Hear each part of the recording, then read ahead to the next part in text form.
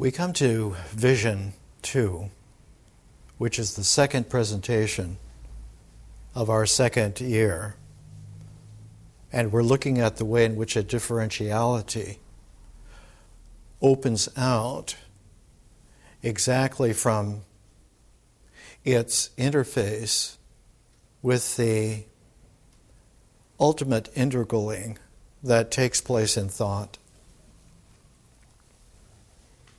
In the first year, we explored how out of the field of nature, an array of forms iteratively blinks into emergence and becomes existential, and in doing so, carries with it its plasma origins into a polarization of form, and that these forms hold not statically, but vibrantly, so high a frequency that the energy in matter exceeds the ability for most perception to be able to see its energy and sees only its form.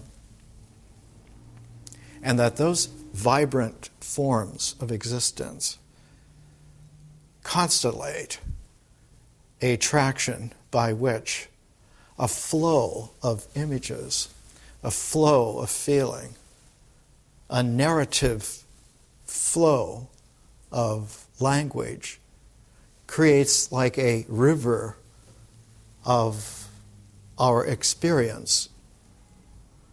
And though it has attraction on the ritual existentials, it actually flows within the field of nature, like the Gulf Stream would flow in the Atlantic Ocean.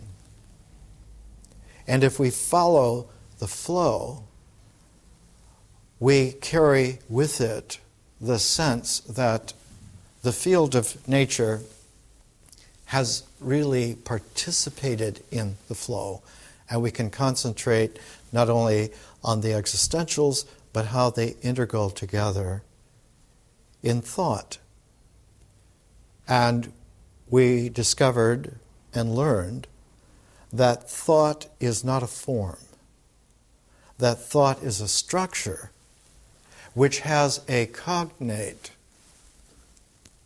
correspondence, an alignment that can be precise to the point of an identity. And the structure of thought and the forms of existentials can have in their alignment the sense of a geometry. And so the structure of thought and the forms of ritual action existence have a cognate quality between them. We are now looking at the way in which, out of the entire integral, not just the structure of thought, but the entire integral, from nature through ritual, through myth to symbol, that entirety is able to be brought to a focus that classically is called single-pointedness. And the geometry for all time in ancient times that characterized this was the way in which a pyramid would rise to its single point, or the way in which a horizon of the sea would meet the sky at a vanishing, or the way in which the light from the moon or the sun, sometimes even refined to the stars, but mainly the light from the sun being able to have a specific single-pointed angle, which once in its annual cycle is able to be captured in a reflection. One of the earliest exemplars of this in human culture on this planet was in Ireland at a construct called Lagrange, built about the same time that First Dynasty Egypt was coming together about 3200 BC. In Lagrange, it was a dome that brought the underground Paleolithic caves above ground in a architectural dome that was now a resonance of the celestial dome, and the passageway as a radius all the way through the domed structure of Lagrange. The top of the dome was planted with sod so that it looked like a bubble that had raised from the earth and had only one passageway, complete from the radius of the outside to the center. And at the center was an altar that was bloodless, because it was an altar that was meant to have a symbol of wholeness illuminated only one moment during one sunrise in the year.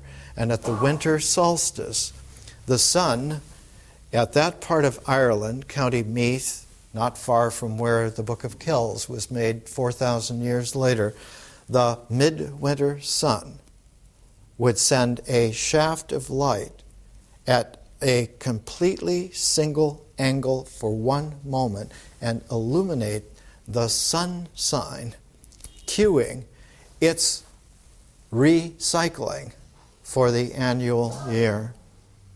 This quality of either the Lagrange instant recalibrating of a new cycle of nature, or of the pyramids being able to recalibrate in a pattern of three, the pattern that was cued by the star Sirius rising above the horizon and indicating the annual Nile flooding cycle had begun, or the ancient realization of the sea vanishing to the horizon of the sky, that there was a curvature to the way in which distance now does not end but continues in a special kind of a fall away, which is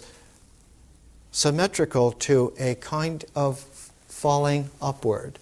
And so the curve of the sea at its vanishing into the sky, the water curves further on down, and the sky curves further on up.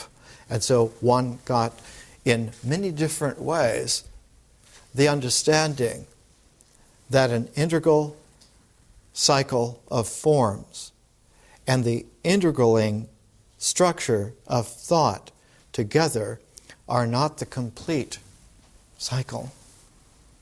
It is not the complete picture. That at their extreme beginning or end, they generate a further quality. We today recognize it as a further dimension. That the four dimensions of space and time generate at the thresholds of either the beginning or the end.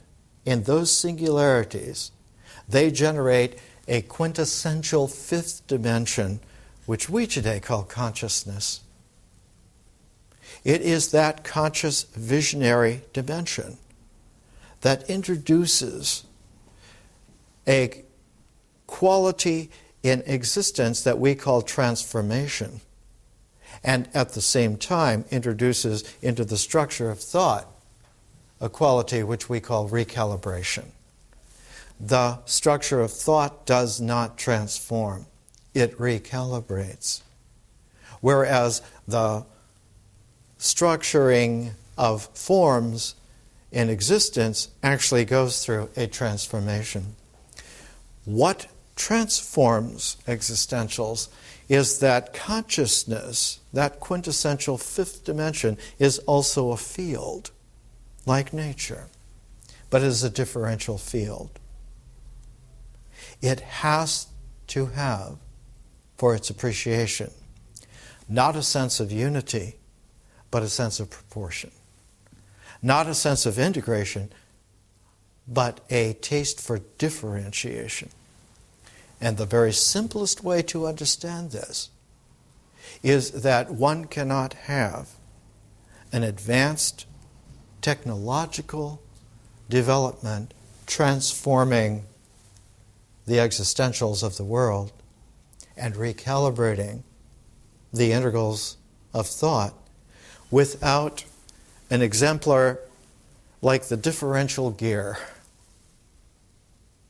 You must be able to take a pattern of one sequence that is calibrated in its cardinality and interface it with another sequence that has a different cardinality and have them mesh together.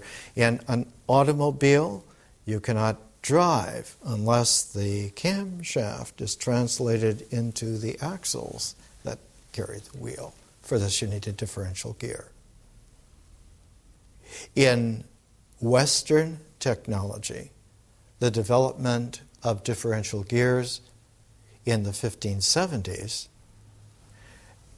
indicated for the first time that one could not only build clocks that would have like little cuckoo birds coming out on the hour, but one could now make fantastic inter-geared machines. And within a generation, you had someone like Pascal in France building the world's first calculator, a forerunner of computers, and of Leibniz also understanding that if you mesh differentiality with the exact right ratios, one can now describe aspects that exceed the circles of the cycles of just an integral nature, and now are able to disclose what was hidden in nature. The greatest early mathematician to take advantage of this was Kepler, who showed from Tycho Brahe's detailed, exquisitely massive notes that the orbit of Mars is not a perfect circle, it's an ellipse. Out of this came the revolutions in Western science. It takes a vision, and so in our vision phase of our learning, we're going back to two of the traditions that developed between the two of them, the greatest complementarity so far in the history of the planet. The development of the Hermetic Traditions and the development of the Taoist lineages. Both the Hermetic Traditions and the Taoist lineages developed alchemy. The alchemy to transform the existential things of the world and to recalibrate the structures of thought, no matter what those structures are. And in order to do this, one takes an initial transformation. The time-honored way of succinctly describing it is transforming water into wine.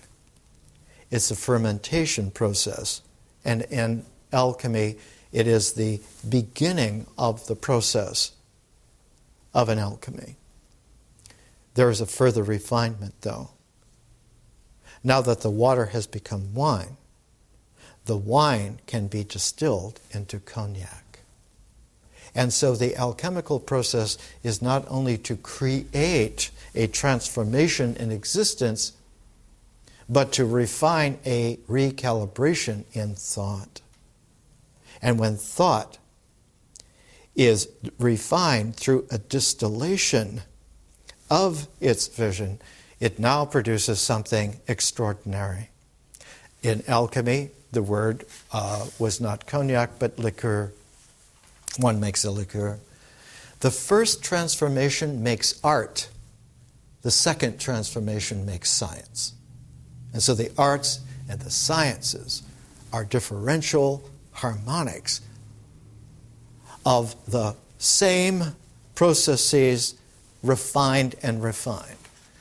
And when this was recognized in the Renaissance about 500 years ago, higher learning was the learning of the universities of the arts and sciences. They were put together as a set. And so the second year of our learning is the higher learning. It's the university level of what we have achieved in the first. Now that first sequence we saw last week is extremely refined.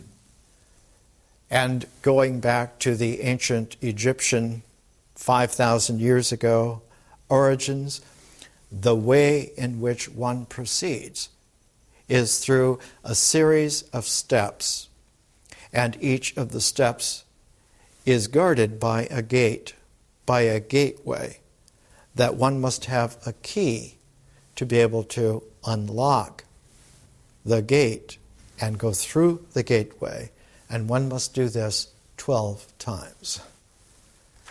Even the development of the grade school as 12 grades was developed by one of the greatest alchemists of all time, not somebody who was in the laboratory mixing acids with metals, but somebody who was redoing world education. His name was John Amos Comenius. And it's Comenius who developed the whole idea that there is a 12-grade process by which anyone can be matured to the point to where they are an independent, trustworthy human being to consult. And this was done about 350 years ago. Before that, education was the province of the wealthy, of the royals, and of a few brilliant individuals, almost always men, who found a way to steal their education for themselves. After Comenius, one now began to have populations of people who were more or less educated in the sense that they could read and write, and this produced a revolution in world affairs. If you can read, this is the key to the first transformation. If you can write, it's the key to the second transformation. Reading engenders visionary contemplation. One sees existentially ink shapes on a paper. That's the perception. To conceive of this as an alphabet, that these are repeating limited set symbols, and that they constitute words, and words constituting phrases and paragraphs and sentences. All of this, limited to perception and conception, would not allow you to read. What reads is that you cue in the visionary dimension of consciousness. You read through the letters. You read through the words. And if you see first graders learning how to read anywhere in the world, they're encouraged to make pictures in their mind. And so we need to recognize, not cognize, but recognize, the mind is distinctly different from thought. The structure of thought is an integral. The mind is the differential field of consciousness. And because consciousness as a field is able to not align with nature, but able to be absorbed completely so that it now works with nature in a very complex supernature. Now the forms that come out of that, the existential forms, emerge out of supernaturalness.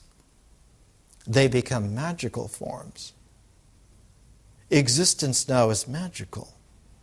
It has the ability in its vibration to sense a co-vibration from certain things that it's affine to, from certain people that it's affine to. It is able to experience the dimension of love. And so existence in its magical emergence has now a super nature where love is a harmonic attraction that is working all the time. And in the Renaissance, of course, the great translator and representer of the Hermetic tradition, Marsilio Ficino, one of his greatest books is on love. We're going to look at the archetypal first Hermetic treatise, the Poimandres. The poi from Greek is like poiesis. It means to make creatively. The Poimandres is the creative-minded man guided. And so one being guided in the old metaphor by a shepherd of the people, but now this is a shepherd of the creative-minded people, is a completely different quality in that it assumes that those who are being guided are already transformed from water into wine. The blood is no longer just natural blood, it is charged blood. It is charismatic blood coursing through the individual, and it is able now to be distilled further into the second, not transform. The distillation is not a transform. It is a recalibration. The transformation of things, because nature now has become supercharged, will produce works of art. And those works of art will generate a higher quality of visionary consciousness, a kaleidoscopic visionary consciousness that is truly history. And it is in the flow of history that one for the very first time, is able to bring oneself out of the mythic horizon of experience into the historical flow of kaleidoscopic consciousness, so that you come out of natural experience, double transformed, into the kaleidoscopic supernatural flow of historical kaleidoscopic consciousness, out of which will occur the analytical form of the cosmos, which we call science. And as we talked about last week, it doesn't end there. A differential doesn't end.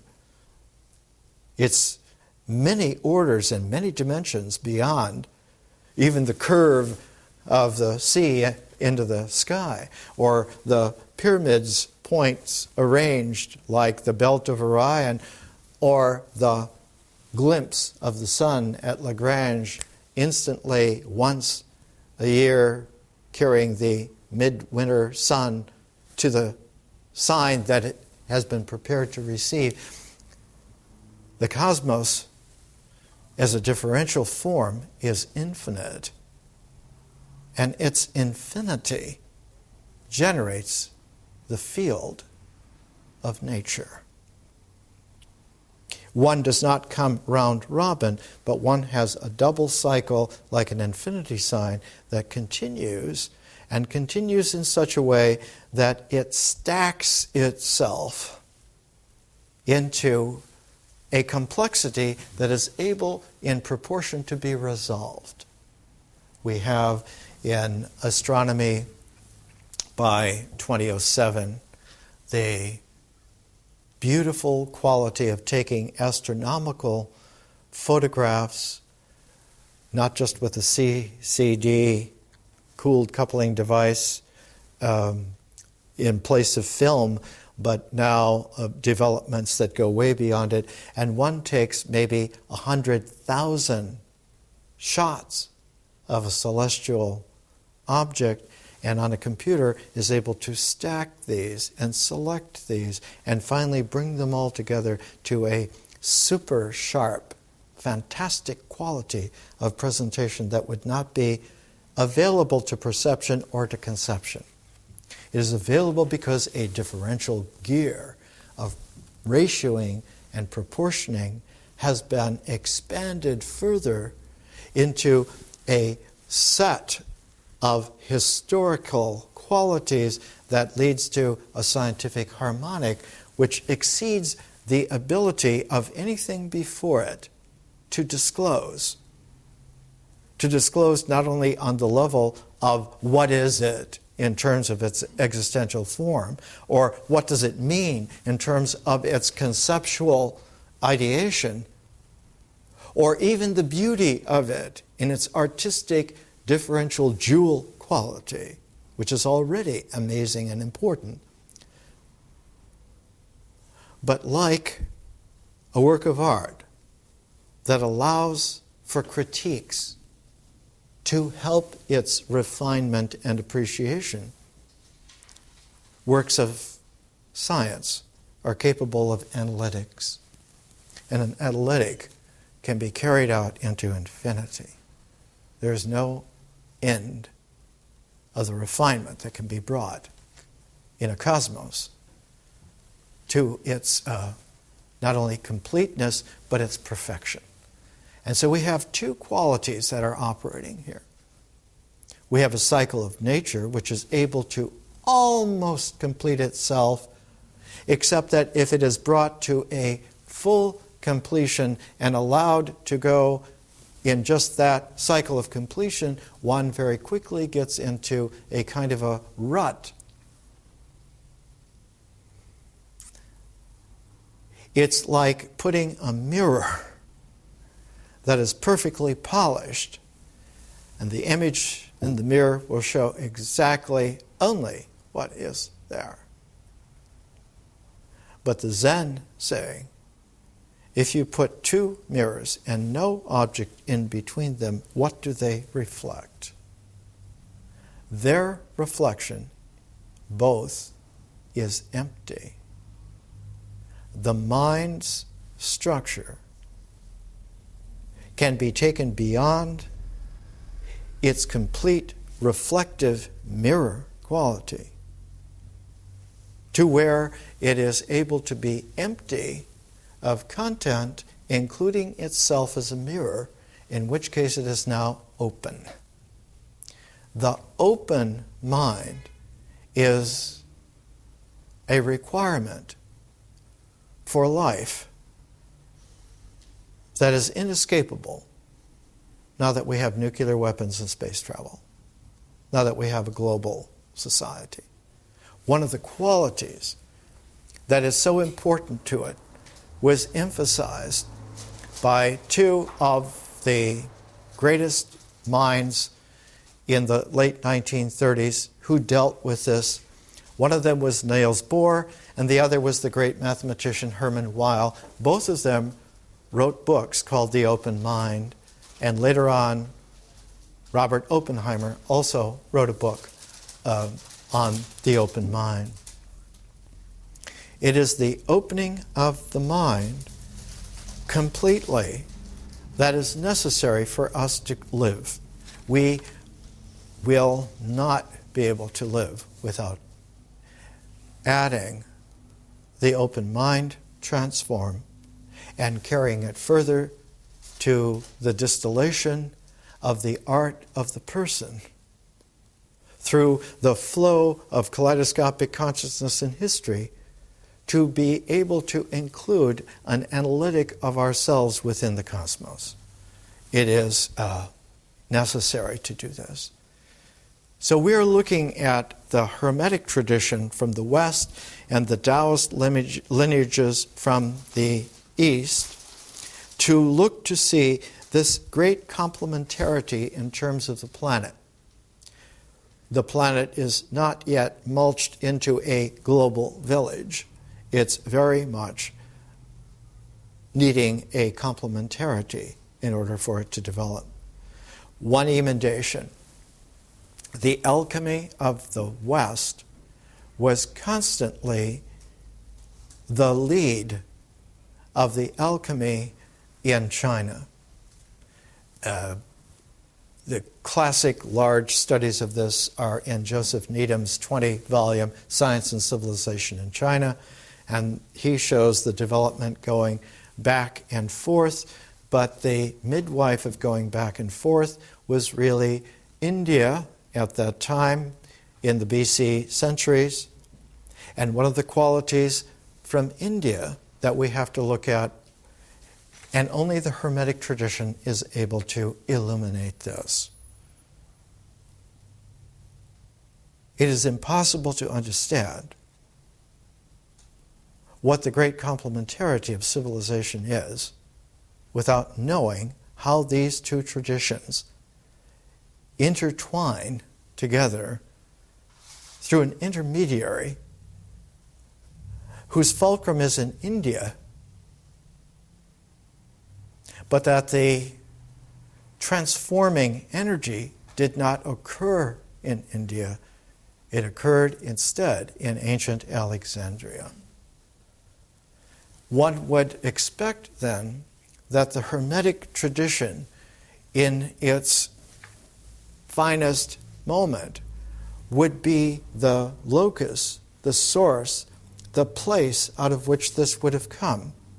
And yet when one looks at it, one sees that there is a very complex development going back not only 3,000 years in Egyptian history, but 2,000 years in terms of Middle East history, and 1,000 years in terms of the Greco-Middle East Egyptian development, and that all three of these layers and levels come together, and the locus of them coming together is that the traditional interpenetration and exchange is in a place that we know today as Palestine. It is extraordinary, and only by being cultivated and civilized massively and complexly can one reconstitute how this happened, because the history of it is a kaleidoscopic consciousness, and you cannot do it without a visionary consciousness in the first place. Because it is only through the transform of the field of consciousness and the field of nature coming together that you get a reverberation in the integral, not only at its beginning, but at its putative end. And the putative end is that in the structure of thought, the single-pointedness is a place not of transformation, but a place of vanishing, so that a recalibration initiates itself not only at the beginning in nature, but at the center of thought, which now acquires the attentive contextuality of conscious vision. The structure of thought for the first time acquires what we colloquially call a memory. The memory is definitely a structure of thought, like the imagination is a structure of thought. An idea is a form in the structure of thought. They all occur there. But when one goes into the yoga of consciousness, there is no structure of the memory. There, in fact, in Chuang-Tzu, who we're taking for the Taoist, he says the true man forgets. He doesn't hold on to it. The Zen saying is that it's a no mind.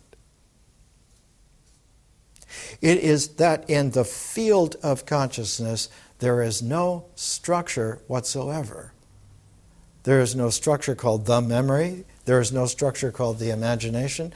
There are no structures called the ideas. It is a field. It has an energy, plasma, resonance, whose binary qualities would be 0 and infinity, not 0 and 1. But what is there in consciousness is remembering. What is there in consciousness is creative imagining. What is there in consciousness is the ability for it to emerge forms, but the forms that emerges are forms of art, not forms of existence. And these art forms are distinct from the forms of existence because they do not have a ritual basis, they have an artistic basis. They, in fact, are antithetical to rituality. An artist will always create something different, something new, something unique. And the worst thing that can happen is to find that he or she is starting to repeat oneself in some ritual, habitual way. This is absolutely to be thrown out. These works are to be discarded. This process is ready for a stiff critique. We are not going to do it this way. An acting ensemble with a great director, every performance is its own presentation. No matter how many performances one is going to give, tonight is this performance. And there are in acting companies around the world at certain levels of artistic refinement where everyone realizes this is a magical night. The performers, the audience, the director, something is alive in the theater tonight. And one gives oneself over to participating in that magic. And it is not just a participation in the magic of the transformation, but in the mystique of the recalibration. Everyone there is recalibrating tonight. The first experience I had of this was at the age of 8. I was in a chorus of children, and the finale of a May Day celebration performance on the stage was all the children with the colored crepe paper around a maypole, and all of the adults behind us. There were 8 of us as children dancing around, and all the adults with their arms around each other singing the Broadway show tune, "It's a Grand Night for Singing." The stars are shining above. And I feel like falling in love. Let's take a little break and we'll come back.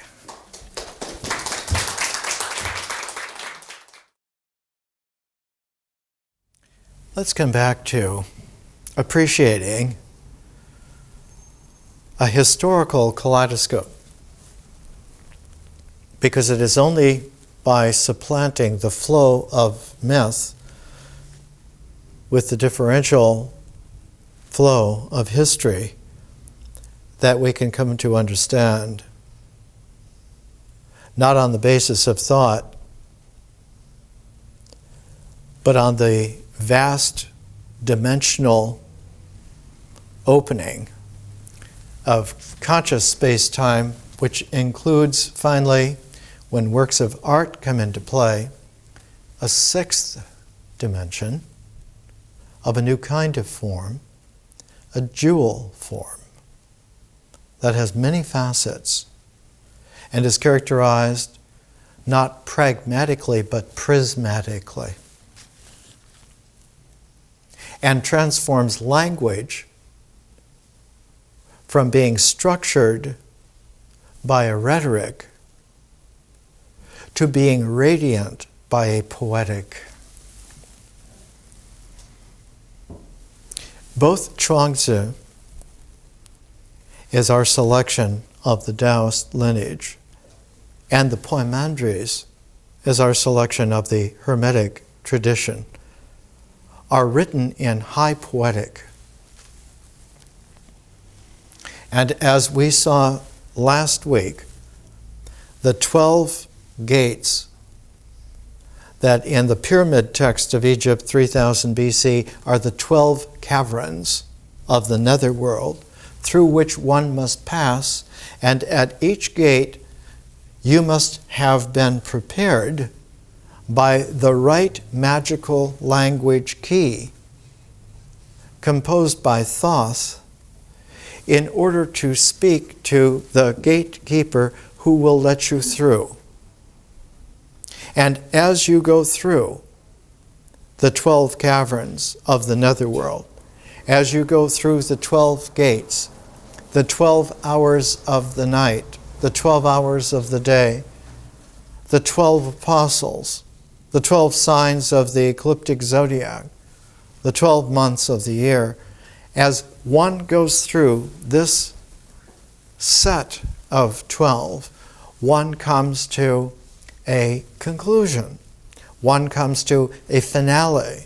And the finale there is whether or not, after all this, you will be pure. And the purity is gauged not by something that you have, nor by something that you don't have, but that you are free of both, either collected together, of those requirements. You neither have nor do not have. That purity is a direct harmonic with the initial entrance into the sequence of the 12 gates. And that initial sequence is the psychostasia. In ancient Egypt, the weighing of the soul. On the scales of Ma'at, and she is precise.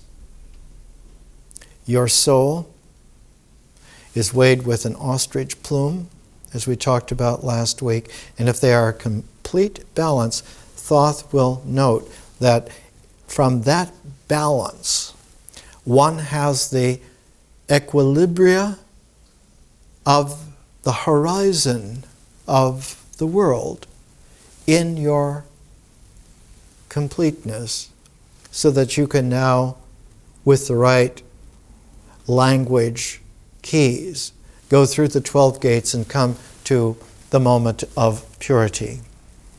That moment of purity is being accepted into rebirth.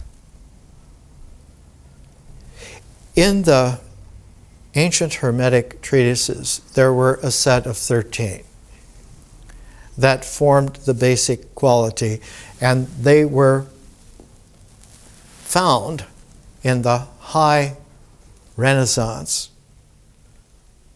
And this is a photo of the floor of Siena Cathedral with Hermes Trismegistus doing his teaching, set in the middle of the floor. And later on, one had increasing discursive iconography, but the original iconography was not that of persons, but that of a transcendental pattern. And the original pattern that was placed in Chartres Cathedral some 300 years before Siena Cathedral, that original pattern was a labyrinth. It was a maze in the form of an infinite flower that occurs. And in the middle of Chartres Cathedral's floor, you will find this labyrinth, this exfoliated, 8-quality, 8-petaled complexity. And in order to get to the center of it, one must traverse the entire volume of the labyrinth. It is only by completing the walking of the total labyrinth that one then comes to the center, and the center now is occupied not as the center of the labyrinth, as a mandala, but it becomes the base of a pivot who you are standing there. And your psychophysical pivotness at that place generates the perfume of that cosmic flower. In the consciousness, in the aesthetic, in the kaleidoscope, in the cosmos of which you are now active. Your stance is not just a rest, but it is the pivot, as if you were now the piece of wood, the stick, which when rubbed in the right way, in that pestle at the center, will generate the spiritual fire. And the generation of that spiritual fire will be a radiance of the invisible now becoming manifest. And you will be a participant at the origin of this divine spark flaming into that universal fire, that cosmic radiance. And we, that way, join a cosmic community. In the Hermetica, the 13 treatises begin with the Poimandres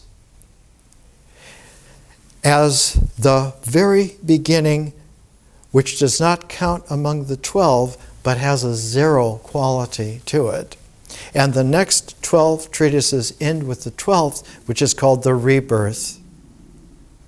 And the Rebirth Hermetic Treatise has at its end, just as the Poimandres has at its end, a spiritual prayer, a hymn, an ancient wisdom hymn that comes specifically from a gushing of the ancient Egyptian, the ancient Near East, the ancient Greek, and the ancient Semitic traditions gushing together and making like a laser a pivot, which now is a pivot of light that has become able to shine through the entire spectrum, not only the electromagnetic spectrum into the ultraviolet and infrared, but also able to differential geared shift from the electromagnetic spectrum to the magnetoelectric spectrum. No matter how powerful the electromagnetic spectrum is, and it includes everything up to gamma rays, the magnetoelectric spectrum is 10 billion times its frequency. So that when you are distilled into that second transform, not only from nature to supernature, but to supernature, one is now thrice greatest, like Hermes, Trismegistus, the guide, the psychopomp, the teacher, for this as a completion which got transformed, which got distilled to a third level.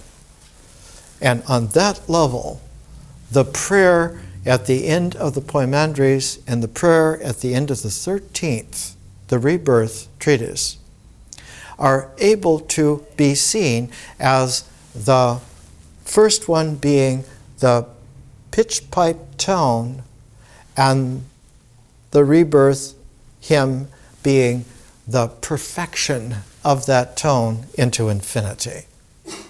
When one is born again, that particular language of the Poimandres and of the Rebirth has a particular quality when written in high Dharma classical Greek.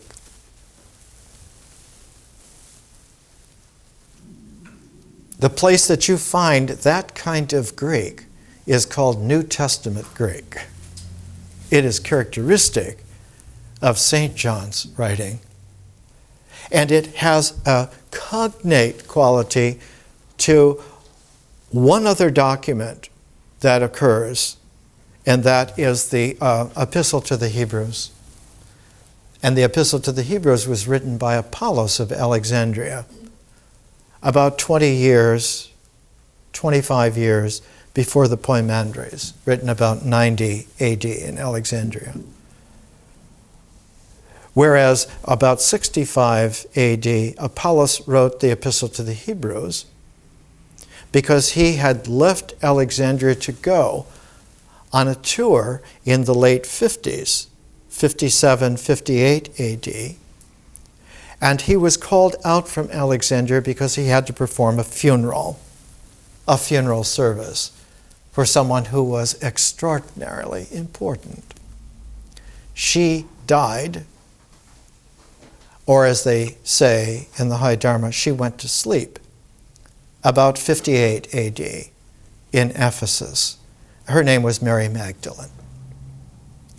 She had raised St. John from a little boy. He was only about 12 at the time of the crucifixion and resurrection. And he was assigned for his bar mitzvah year to an instructor who could perfect his understanding and learning, not only of the Torah, but of the new Torah, of interpenetrating shared presence love. And it was this quality that St. John was raised with, so that in St. John's Gospel and in his first letter and in the book of Revelation, one finds the same kind of Greek that you find in the Poimandres.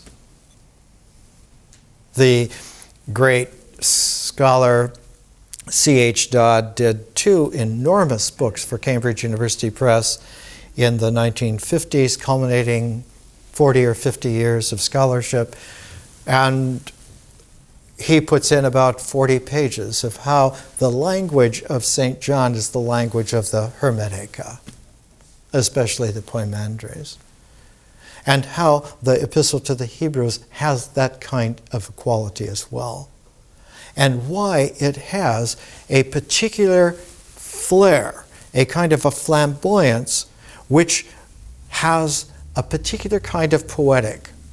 The poetic is that of an acrobatic syntax, a syntax that does not just take itself out of a rhetorical structure and put itself into an aesthetic dance of high language, but that dance includes striking leaps and pirouettes in mid-air, so that someone following that language follows to the extent that one becomes acquainted not just with moving and walking in nature, but of dancing in the art of the spirit.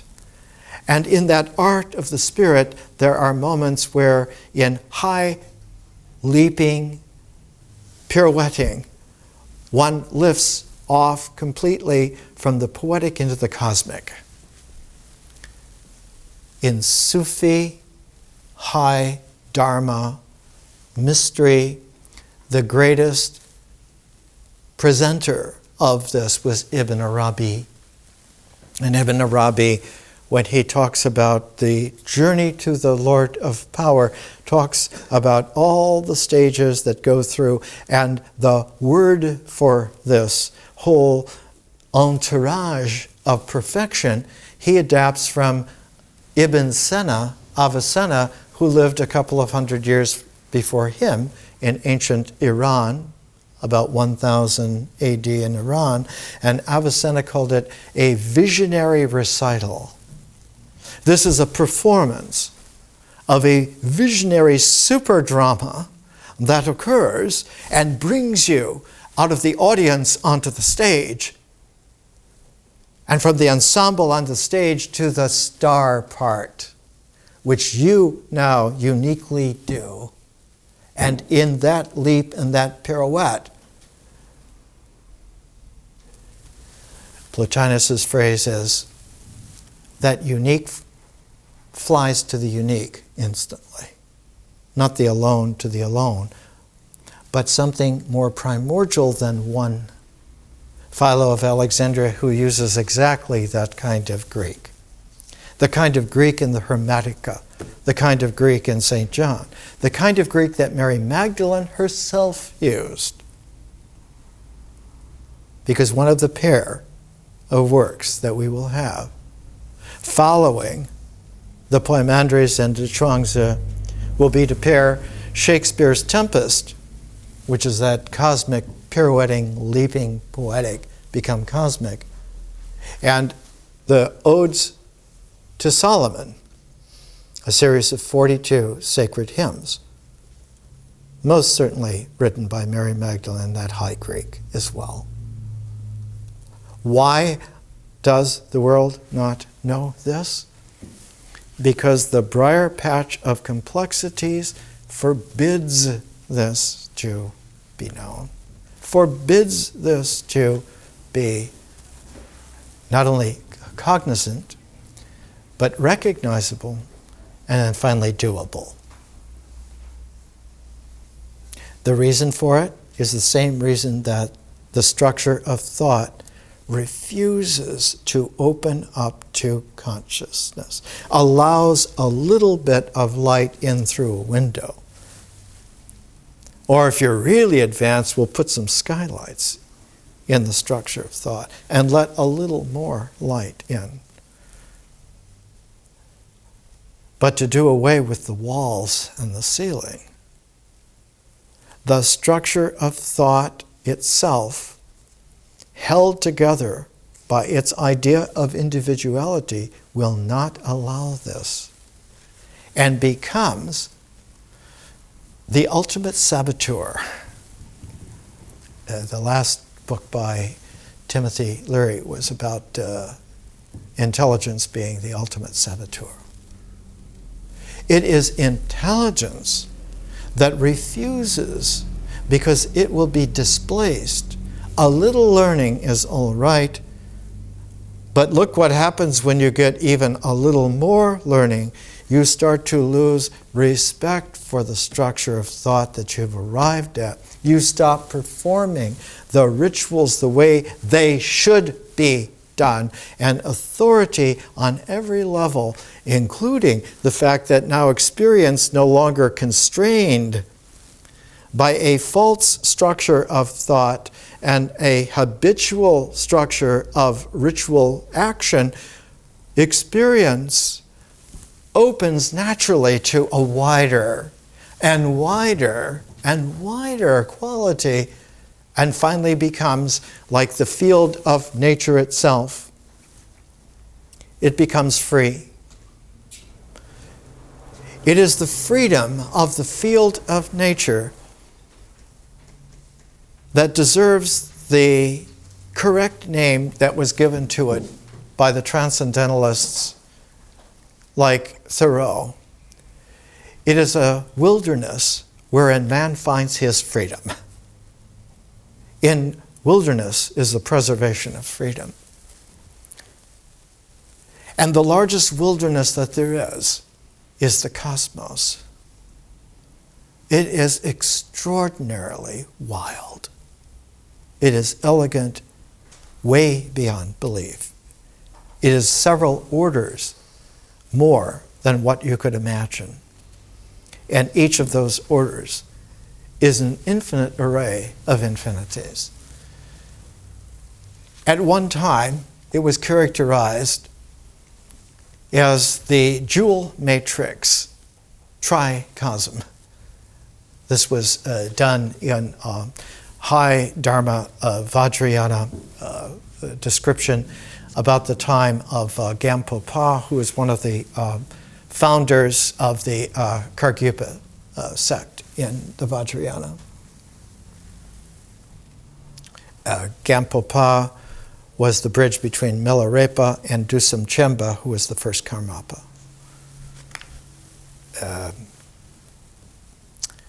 Gampo Pa, the jewel ornament of liberation, is his classic.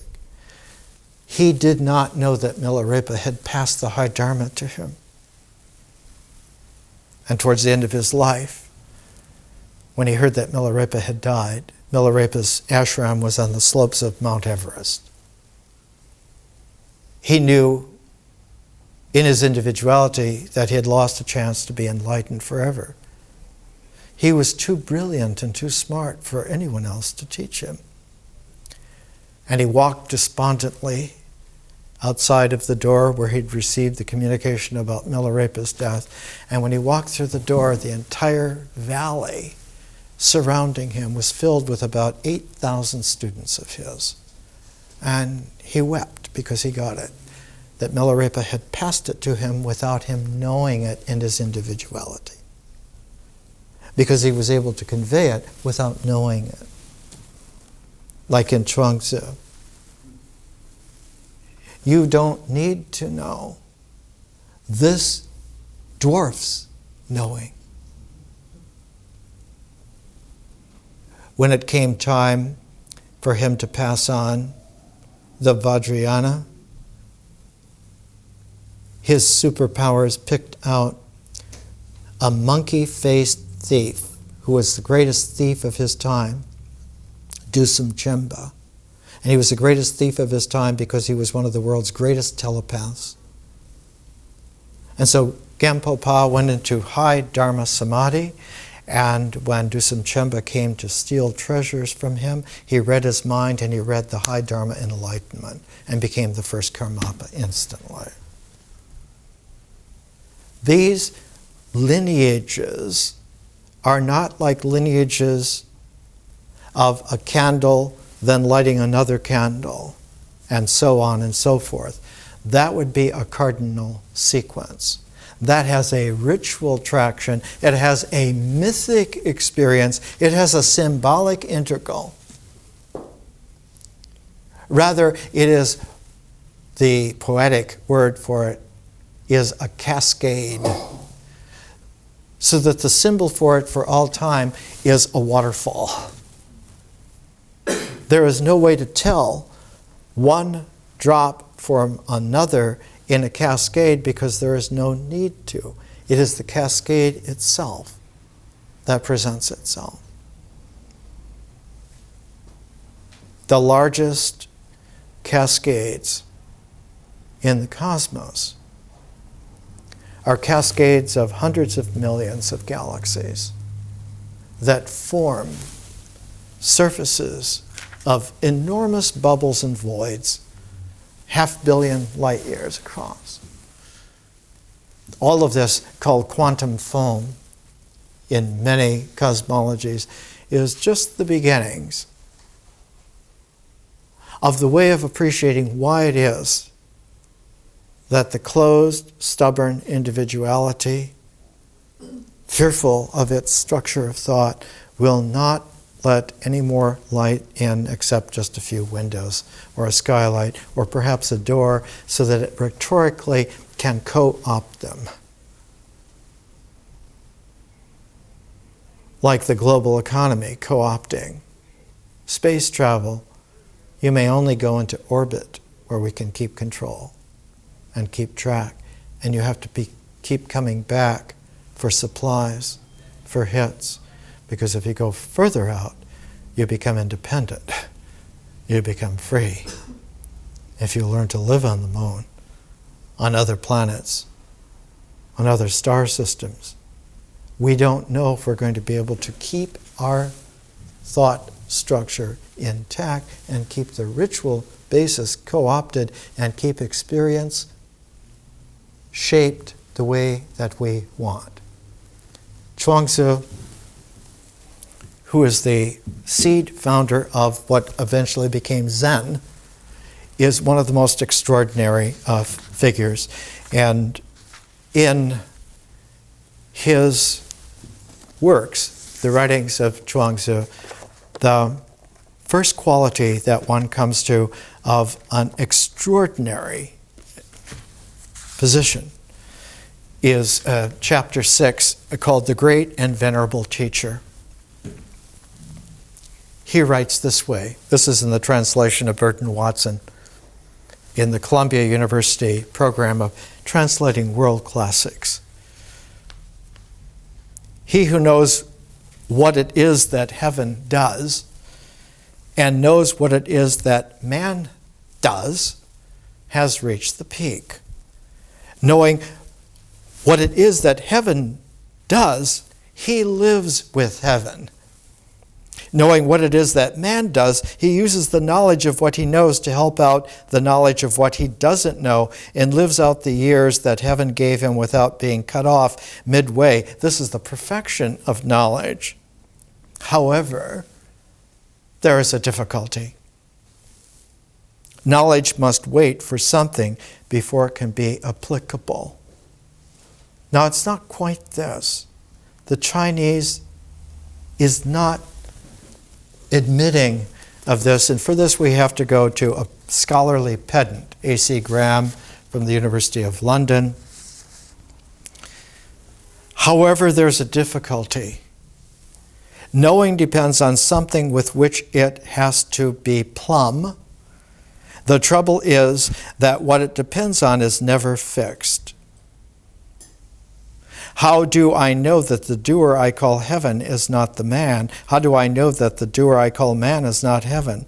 Besides, there can be true knowledge only when there is a true man. What do we mean by the true man? The operative term in Chinese is actually plumb, as in someone going to build. One needs a set of two. They tune together. One of the instruments is a plumb bob. The other instrument is a carpenter's square, which is the L that has the piece attaching to make the right angle have a smaller hypotenuse so that one can deal with all the elements of architecture. Not construction. Construction is an integral activity. Architecture is a differential conscious activity. It is an art. Who holds the plumb bob? In ancient China, the plumb bob is held by Nu Gua. Who holds the carpenter's square? Is held by Fu Shi. When did they live? They lived about 3000 BC, about the time that Newgrange was being built in Ireland, about the time that Egypt was for the first time becoming dynastic, about the time that Sumerian cities for the first time were coming into Gestalt, about the first time that in central Scythian Asia, the ancient Iranians were taming horses for the first time and teaming them up to pull chariots. All over the world, about 5,000 years ago, a handful of thousands of years, because there is a resonance in the kaleidoscope history consciousness. And one once gets the resonant sets and gets the harmonic, one now can go back and have both a critique of the prismatic forms, including the person, and one can have an analytic of the scientific understanding into any degree of specificity into infinity. Infinitesimally small, super exceptionally large, anywhere in between, and all proportional, all ratioable. So the phrase I coined years ago was now one has an architecture that has an art that develops ratios of the real. One doesn't just build this or that, one builds beyond the this and that. And that prismatic presencing cues the spirit of the person to emerge in its dance and to have the courage to do the leaps and the pirouettes. And in this way, the true man, the true woman, are not only free to be prismatically, spiritually conscious, but to be a part of the way in which the cosmos will then generate the field of nature all over again. So that the ecology is not just returnable, not just renewable, but it is at every instance fresh. Now, what comes into existence is exactly at that, not femto or nanosecond, but, or even attosecond, which is the atomic level, but into infinity. It is always uniquely real just now. And so the freshness is that without a conditioning rehabituation, that conditioning would vanish without leaving a trace, which in high yoga is what you get. In a very deep samadhi, there's no trace of the structure of the mind at all. It is open. There is no compulsion for any particular ritual. It can be engendered in any way, fresh. And experience, being free in the field of nature, is likewise ambidextrously free in the differential field of consciousness. It occurred to Bertrand Russell about 6 years after finishing with Alfred North Whitehead the big 3-volume Principia Mathematica. He reports in his autobiography, he lived to be 97. He wrote it in his 90s.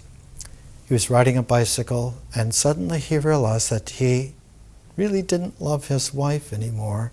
And instantly he realized that he really didn't need his mind to be constrained by his beautiful logical thought anymore. And he says in his autobiography, I knew I would never again write a book on logic. He turned around, walked his bike back home, and began working for world peace. More next week.